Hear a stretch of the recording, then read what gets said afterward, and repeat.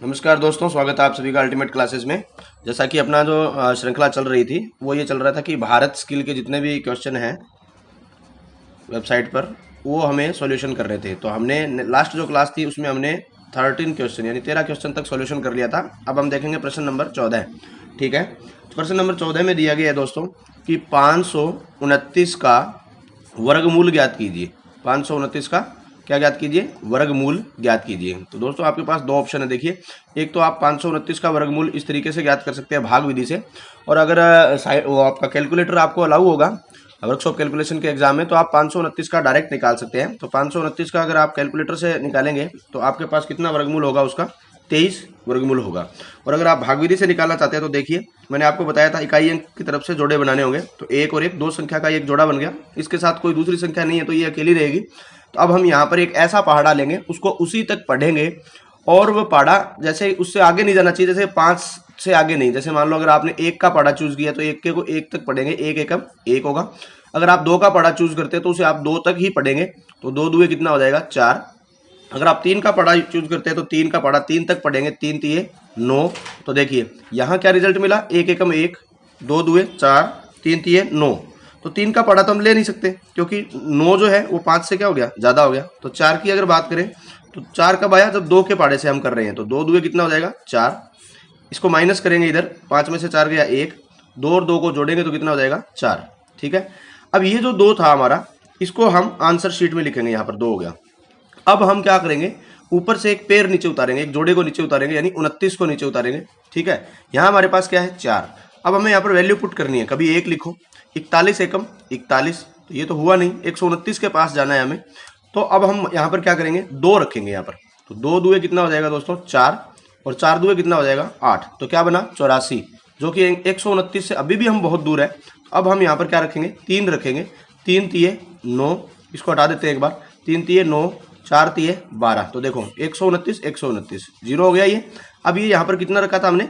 कभी 1 रखा, कभी 2 रखा, और कौन सा रखा? 3 रखा था, तो हमें एग्जैक्ट वैल्यू मिली। तो ये आंसर शीट में एक 3 लिखेंगे तो इसका आंसर कितना हो जाएगा? 23 हो जाएगा। चलिए दोस्तों, प्रश्न संख्या 15 की ओर बढ़ते हैं। तो मैंने आपको बताया कि प्रश्न संख्या 14 जो है उसका सही आंसर क्या होगा? बी होगा। बी। बढ़ते हैं नेक्स्ट क्वेश्चन की ओर। तो प्रश्न संख्या 16 जो आपको दिया गया है उसके अंदर लिखा गया है, प्रश्न संख्या 16, इसमें यह लिखा गया है कि 80 का 20% क्या होगा? 80 का 20% आपको ज्ञात करना है। ठीक है ना दोस्तों?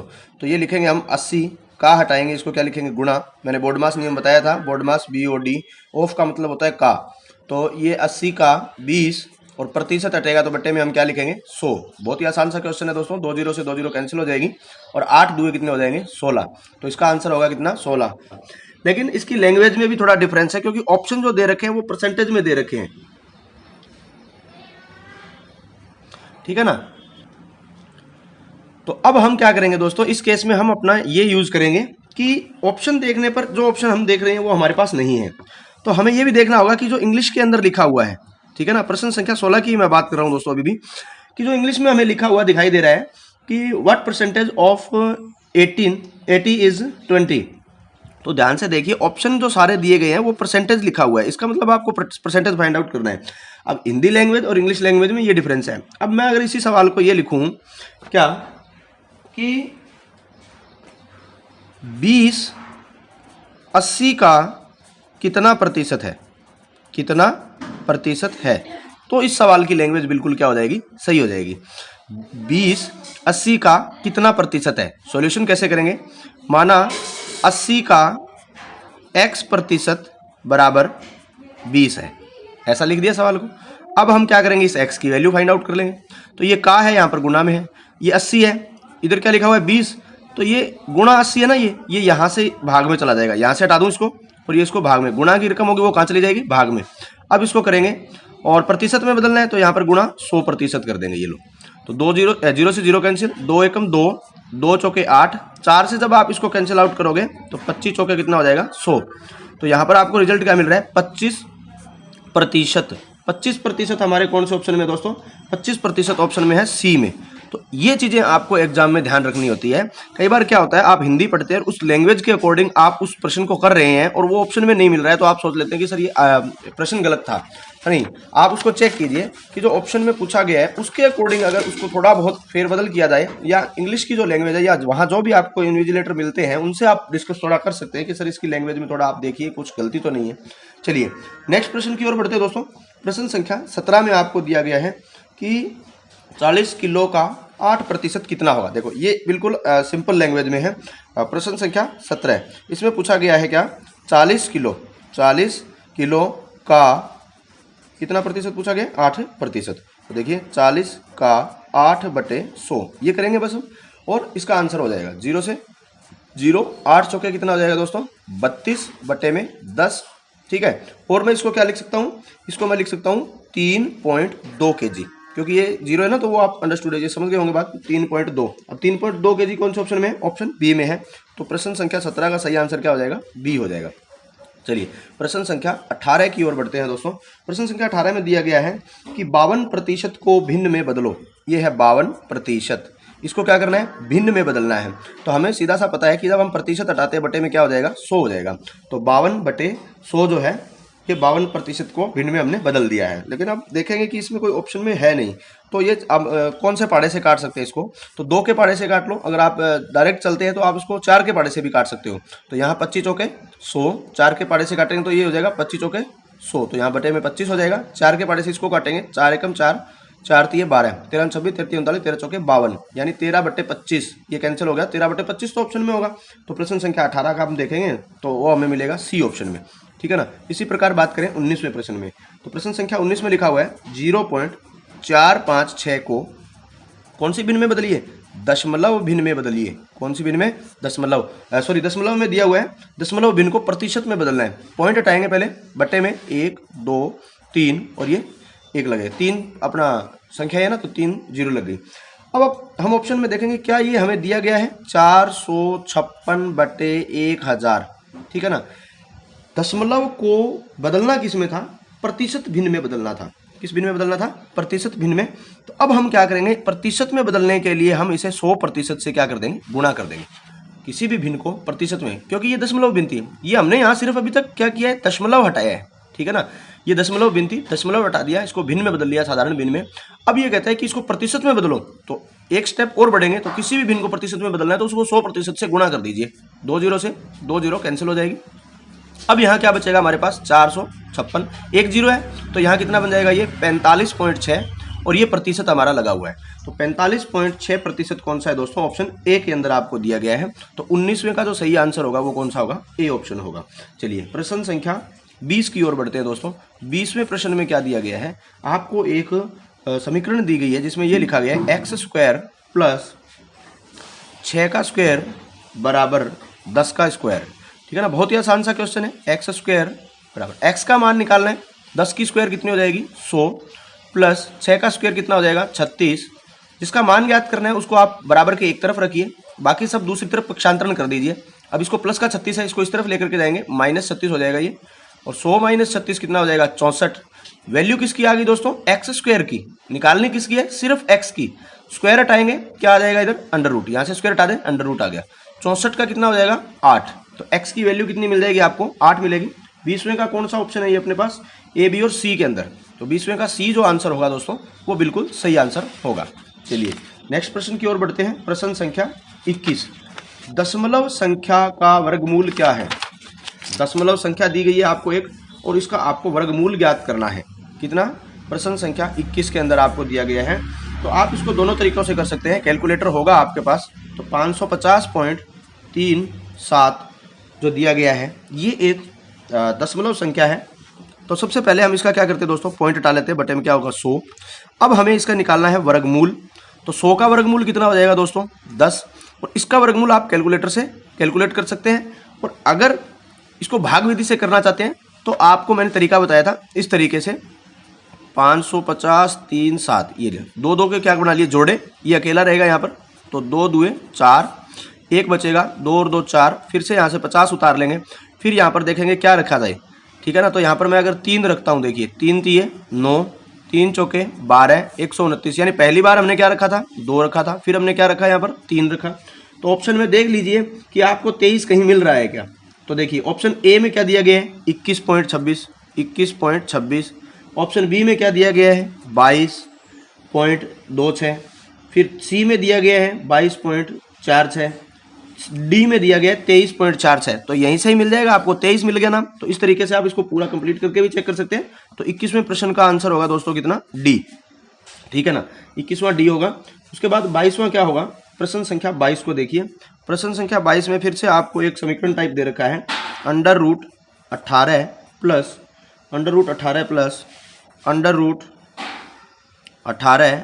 Minus 2 under root 2, under root 18 plus under root 18, sorry under root 18 दोनों में नहीं है, ये अपना थोड़ा मिस्टेक हो गया, ये अंडर रूट 8 है, under root 8 plus under root 18 है, तभी मैं थोड़ा इसको सोच रहा था कि ये गलत कैसे हो। Under root 8 plus under root 18 ऐसा लिखा हुआ है। अंडर रूट 8 को हम क्या लिख सकते हैं 4 × 2 प्लस अंडर रूट 18 को भी हम लिख सकते हैं 9 × 2 माइनस 2 अंडर रूट 2, थोड़ा सा ईजी हो गया, ठीक है ना। अब देखिए कि 4 का वर्गमूल कितना होता है 2, तो लेकिन 2 का वर्गमूल निकलेगा नहीं, तो हम इसको इसके अंदर ही पड़ा रहने देंगे। प्लस 9 का वर्गमूल कितना होगा 3, और ये अपना 2 का वर्गमूल निकाल नहीं सकेंगे, चलो पड़ा रहने दो, और ये पड़ा है 2 अंडर रूट 2। देखिए ये प्लस का 2 अंडर रूट 2 है, ये माइनस का अंडर रूट 2 है, 2 अंडर रूट 2 है, सेम रकम है ना, तो प्लस माइनस माइनस क्या बचा हमारे पास 3 अंडर रूट 2। अब 3 गुणा अंडर रूट 2 का मान कितना होता है 1.414। अब इसको इसके साथ मल्टीप्लिकेशन कर देंगे और जो भी इसका आंसर होगा वो हम देखेंगे इसमें।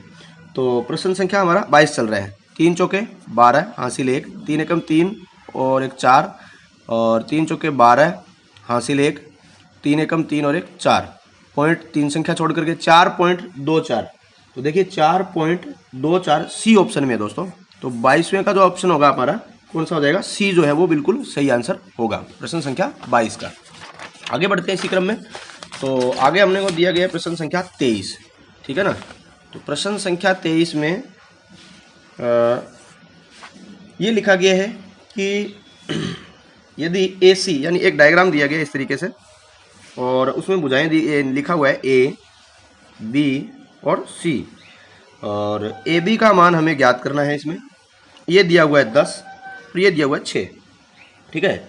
What is the side AB if AC is equal to 10 centimetre and BC equal to 6 centimetre. तो देखिए अब ये हमें 10, 6 और ये ज्ञात करना है, तो हम इसमें पाइथागोरस प्रमेय लगा देंगे दोस्तों। तो इसको हम लिखेंगे कर्ण स्क्वायर बराबर आधार का स्क्वायर प्लस लंब का स्क्वायर, ठीक है ना। आधार हमें ज्ञात करना है, तो आधार का स्क्वायर हम अपनी तरफ रखेंगे। इधर कर्ण, तो कर्ण कितना दिया हुआ है 10 का स्क्वायर, ये प्लस का लंब स्क्वायर है, पक्षांतरण करेंगे तो माइनस का लंब स्क्वायर हो जाएगा दोस्तों। अब आधार स्क्वायर 10 का स्क्वायर कितना हो गया 100, लंब कितना है दोस्तों 6, 6 का स्क्वायर कितना हो जाता है 36, तो 100 माइनस 36, 100 माइनस 36 कितना हो जाएगा 64, और ये स्क्वायर चल रहा था यहाँ पर। अब ये स्क्वायर हटाएंगे तो अंडर रूट आ जाएगा, और इसका अंडर रूट करेंगे तो कितना होगा 8। 8 कौन से ऑप्शन में, प्रश्न संख्या 23 के 8 जो दिया गया है वो दिया गया दोस्तों ए ऑप्शन में। तो इसका ए जो है वो आंसर बिल्कुल। चलिए दोस्तों अब बढ़ते हैं प्रश्न संख्या 24 की ओर। 24वें प्रश्न में आपको एक डायग्राम दिया गया है, और ध्यान से देखिएगा, उस पर लिखा भी हुआ है सब कुछ A, B और C। तो उसमें आपको AB का जो मान दिया गया है AB 9 लिखा गया है, और अगर बात करें हम किसका AB 9 सेंटीमीटर है, और भुजा AC 15 दे रखा है। ये AC कितना है 15, वही लगा देंगे हम कर्ण का स्क्वायर यानी 15 का स्क्वायर। आधार हमारे पास है नहीं, मतलब BC का मान है नहीं, BC आधार स्क्वायर प्लस लंब कितना दिया हुआ है 9, तो 9 का स्क्वायर। 15 का स्क्वायर कितना हो जाएगा 225, 9 का स्क्वायर 81, यहाँ लिख देता हूँ 81, और यहाँ लिख देते हैं हम BC स्क्वायर। ज्ञात किसका करना है मान, BC का मान ज्ञात करना है। ये प्लस का 81 है, पक्षांतरण करेंगे दोस्तों 225 माइनस का 81 इस तरफ पक्षांतरण हो जाएगा। जब इसको घटाएंगे 5 में से 4 1 घटाओगे 4, और ये यहाँ से इसको घटाने का प्रयास करोगे तो होगा नहीं, तो इधर से एक हासिल लेंगे, 12 में से 8 गए 4 1 144। कुछ एक तो वर्ग याद ही रहते होंगे आपको। BC स्क्वायर हटाओगे अंडर रूट 144, और 144 का वर्गमूल कितना होता है दोस्तों 12। तो BC का मान जो होगा वो क्या होगा 12 होगा, और 12 कौन से ऑप्शन में आपके डी ऑप्शन में है। तो इस प्रकार प्रश्न संख्या 24 का जो सही आंसर होगा वो डी होगा। 25वां प्रश्न भी इसी तरीके का है दोस्तों। ये भी आपका ट्रायंगल से रिलेटेड ही है, ठीक है ना। प्रश्न संख्या 25 को आप प्रैक्टिस कर सकते हैं। और चलिए मैं आपको बता देता हूँ, एक बार आप वीडियो रोक करके इसको खुद करने का प्रयास कीजिएगा। प्रश्न संख्या ट्रायंगल में इस तरीके से कैसे भी बना सकता हूँ, कोई दिक्कत नहीं है। इसमें दिया हुआ है ए, बी और सी, ठीक है ना। भुजाएं दे रखी है इसमें। यदि ए बी 7, ए बी का मान 7, बी सी 5, बी से सी 5 सेमी हो तो भुजा ए सी का मान ज्ञात कीजिए। भुजा ए सी का मान ये ज्ञात करना है। तो दोस्तों अब ये क्या होगा कि ये आपकी वैल्यू पॉइंटों में होगी और कुछ नहीं होगा, इसमें कोई दिक्कत वाली बात नहीं है। चलिए दोस्तों प्रश्न संख्या 25 की ओर बढ़ते हैं। और प्रश्न संख्या 25 में जो डायग्राम दिया गया है वो कुछ इस प्रकार का है। और उसमें लिखा गया है, यहाँ ए लिखा हुआ है, यहाँ बी लिखा हुआ है और यहाँ सी लिखा हुआ है। इसमें से भुजा ए बी का मान 7 दिया हुआ है, ये 5 दिया हुआ है। कर्ण ज्ञात करना है अपने को। तो इसके अंदर हम ज्ञात करेंगे कर्ण स्क्वायर, यानी इसका मतलब ए सी स्क्वायर बराबर आधार स्क्वायर 7 का स्क्वायर प्लस लंब स्क्वायर मतलब 5 का स्क्वायर, ठीक है ना। 7 का स्क्वायर 49, 5 5 25, योग करेंगे 9 और 5 14 हासिल 1, 4 2 6 और 1 7। अब आप देख पाएंगे कि ये एक पूर्ण वर्ग संख्या नहीं है, तो कर्ण स्क्वायर, स्क्वायर हटा देंगे इधर से तो क्या आ जाएगा इसके ऊपर अंडर रूट। तो इसका जो अंडर रूट होगा वो इसका आपका पॉइंटों में मान होगा। तो आपको पॉइंट में वैल्यू निकालनी होगी। तो इस तरीके से आप क्या करेंगे, 74 है, यहाँ जोड़े बनाएंगे तो जोड़ा बन रहा है पूरा। तो पहाड़ा लेंगे हम 8 का, 8 8 64, 9 का नहीं ले सकते क्योंकि 9 में कितना हो जाएगा 81, जो कि इससे ज़्यादा है 74 से। तो 8 का पहाड़ा 8 8 64, ठीक है ना। अब इसको हम माइनस करेंगे तो यहाँ 8 रखा है तो ये वैल्यू 8। अब देखिए आप option A B C D चारों देखेंगे, उसमें 8 तो सभी में है, लेकिन पॉइंट के एक स्थान तक और निकालना होगा हमें। तो 4 में से 4 0 और 7 में से हम 6 माइनस करेंगे 1, 8 और 8 कितना हो जाएगा 16। अब अगर आप यहाँ पॉइंट लोगे, ध्यान रखिए 0 नहीं लिखेंगे, डबल 0 लिखेंगे। भाग करते हैं तो पॉइंट लिख करके 1 0 ली जाती है, लेकिन जब आप वर्गमूल कर रहे हैं तो पॉइंट लिख करके 2 0 ली जाएगी। अब यहाँ पर हम वैल्यू पुट करेंगे और हमें 1000 के आसपास पहुँचना है। तो ऑप्शन के अकॉर्डिंग अगर मैं चलता हूं तो उसके अंदर 8.1, 8.2, 8.4, 8.6, यानी 0.1, 0.2, 0.4, 0.1, 0.2, 0.4 और 0.6 ये सारे हैं यहाँ पर, ठीक है ना। तो मैं ये छोटी वैल्यू तो पुट करूंगा नहीं, इसमें बड़े वाली वैल्यूज को चेक करता हूं मैं अगर यहाँ पर 6 को पुट करता हूं तो 6 छिके 36 हासिल 3, 6 छिके 36, 37 38 39 हासिल फिर 3, 6 एकम 6 और 1 7, 796 के आसपास ये पहुंच रहा है।